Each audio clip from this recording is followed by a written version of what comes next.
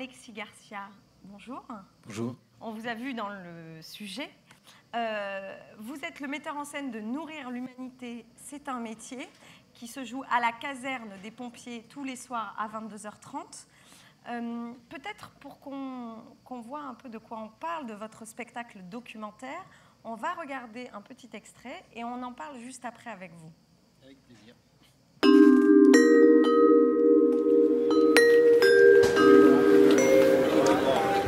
Un jour, on m'a mis au défi de réaliser une œuvre artistique qui m'était nécessaire de porter aujourd'hui sur scène. Je suis fils d'agriculteur. J'ai grandi en campagne. Et ça m'a fait rappeler une phrase qu'un jour un agriculteur m'a dit. Charles, l'écart entre les citadins et les ruraux est de plus en plus important. Alors j'ai pris ma petite caméra et je suis parti à la rencontre des agriculteurs, à la recherche de témoignages. Je suis rentré dans les fermes, aux alentours de chez moi d'abord, dans les Ardennes. C'était ça, ma nécessité. Rendre ces paroles paysannes. Mais bon, c'est général. C'est pas qu'ici. C'est... Ma mère, elle se raccourcit un peu tous les ans. Et un jour, ça fera boum. Je rêve plus. C'est fini, ça. Alors, c'était un spectacle documentaire. Je suis venue vous voir hier soir. Pour ceux qui nous regardent, qu'est-ce que c'est un spectacle documentaire? Parce que c'est une forme assez particulière et nouvelle, en fait.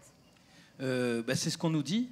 Parce qu'en fait, avant de créer ça, on ne se doutait pas du tout de cette question-là et de l'innovation de la forme.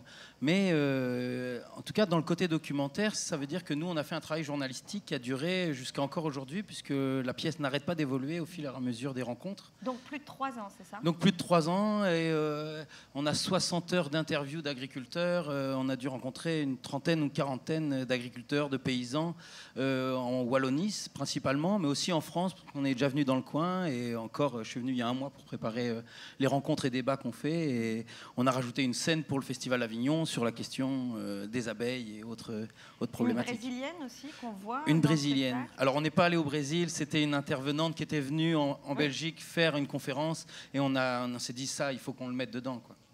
Alors, donc on a tous ces témoignages, mais on a aussi 2 acteurs sur scène qui interprètent réellement ces témoins, ces gens qui vous ont confié leur histoire d'agriculteur. Comment on fait ce travail et aussi qui jouent leur propre rôle. Donc, comment on fait ce retour, vous, à la mise en scène, entre la propre vie de ces comédiens, quand ils interprètent les témoignages, et aussi le recul qu'il faut pour jouer une pièce quand on est aussi engagé dans la lutte qu'ils le sont. Donc c'est sûr que c'est tout un dosage pour ne pas franchir une ligne trop militante, dirons-nous. Mais très vite, eux, ils ont d'abord posé un acte brut après avoir interviewé une dizaine d'agriculteurs et ils ont posé donc la scénographie est très simple, c'est une table de cuisine, une lampe de cuisine et un écran sur le côté parce qu'on jongle entre la vision effectivement juste vidéo des agriculteurs que nous avons rencontrés ou sinon Charles et Valérie interprètent effectivement par les mots, les gestes, la voix en imitation les agriculteurs que nous avons rencontrés. On essaye de travailler au détail près, effectivement. Et là-dedans, je trouvais que c'était qu'une grande exposition du monde agricole et je trouvais ça extrêmement intéressant, leur parcours journalistique. Et je trouvais que c'était une ligne directrice au spectacle de mettre en avant justement comment cette rencontre avec les paysans leur avait permis eux-mêmes d'évoluer, de se rendre compte, de conscientiser dans quel monde ils vivaient, comment ça les avait transformés. Et je trouvais que toute cette quête épique, en fait, était celle qui permettrait aux spectateurs de s'identifier ou pas à Charles et Valérie dans leur parcours, dans leur découverte, dans leur fraîcheur, dans leur jeunesse aussi d'ailleurs. Mais c'est ça qui fait d'ailleurs la théâtralité de ces témoignages. Je crois que vous avez fait des formes différentes, c'est-à-dire que vous adaptez votre spectacle au lieu où vous allez. Comment ça se passe? Vous allez jouer autant sur une scène nationale que dans un champ Exactement, on a joué en extérieur, on a joué déjà pour 12 personnes dans un salon. On a joué dans une ferme où la scène, les gradins, c'était des bottes de paille. Et donc, et c'était la première forme qu'on a créée, c'était une forme tout-terrain parce que notre objectif principal était réellement de porter ces paroles paysannes devant un maximum de personnes. Et nos premiers contacts a vraiment été le milieu associatif, syndical, paysan, qui a dit « mais c'est un bel bel objet, il faut qu'on le montre aux agriculteurs. Et donc, on a investi, grâce au ministère du Développement durable d'ailleurs, dans une camionnette, dans des projecteurs, dans une table son, et on est allé de village en village. Et suite à ça, le directeur du Théâtre National de Bruxelles, Jean-Louis Collinet, nous a rencontrés. Il a dit, vous êtes capable de faire une grande forme pour les théâtres, pour plus de personnes? Parce qu'avant, on pouvait jouer pour une centaine de personnes. On a dit, bah, on accepte le défi, on y va, on y réfléchit. Et depuis, on a posé ce spectacle vide. Ça fait 2 ans qu'on a posé la grande forme, qui aujourd'hui est présentée au Festival d'Avignon. Alors, on a vu dans le reportage, vous étiez à l'éco-parade.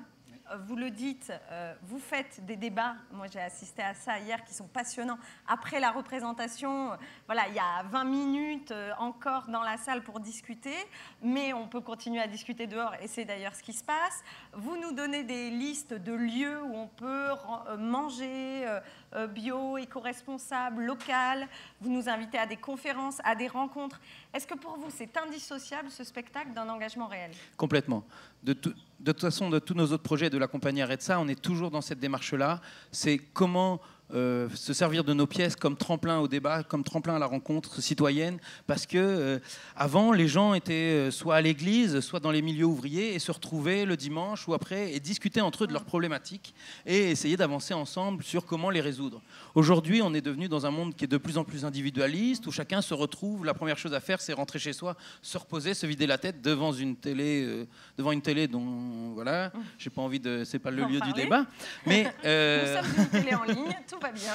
Mais en tout cas, ça fait vraiment partie de notre problématique, et je suis venu un mois avant le Festival d'Avignon essayer de rencontrer le maximum de personnes du milieu associatif, syndical, politique, citoyen, pour pouvoir proposer après nos représentations. Donc on joue à 22h30, donc c'était la seule chance, c'est parce qu'on avait le dernier créneau. Mais après nos représentations, une rencontre tous les soirs avec des intervenants. Les Jardins des Dons nous ont soutenus et nous ont prêté les 2 dimanches leur matinée, leur jardin, pour qu'on puisse inviter des personnes et réfléchir ensemble, continuer dans le débat. Et donc effectivement, on s'est mis en lien avec... Et ça fait partie intégrante du spectacle. On n'imagine jamais le spectacle sans cette chose-là. Et partout où on va, on crée le lien local, ou alors c'est le lieu qui nous accueille qui le crée, et parce qu'il faut absolument qu'on continue à discuter, parce qu'il y a une urgence au niveau de la question alimentaire, au niveau de la disparition de nos agriculteurs, de nos paysans, et que si on ne saisit pas tout de suite cette urgence, et que tous ensemble, citoyens, consommateurs et producteurs, on ne construit pas ensemble les solutions pour demain. C'est même pas les solutions d'ailleurs, c'est qu'est-ce qui pourrait nous permettre de s'en sortir un petit peu. Si on a eu les conférences de cet après-midi sur la journée verte qui étaient très intéressantes, où Pablo Servigne nous rappelle que la catastrophe est là, est présente, déjà. Et que maintenant c'est tous les systèmes de résilience qui vont permettre de faire en sorte que quand elle va être encore plus sur le bout de notre nez, on va pouvoir peut-être survivre et sortir la tête de l'eau, justement, avec la montée des eaux. Voilà. Est-ce qu'on peut rappeler où est-ce qu'on peut venir voir votre pièce? Oui. Donc, c'est à la caserne des pompiers, tous les soirs à 22h30. C'est un spectacle documentaire à voir, vraiment. Et ça s'appelle « Nourrir l'humanité, c'est un métier ». Et nous arrêtons mercredi. Ah, il faut y aller rapidement. Merci beaucoup d'avoir été avec nous.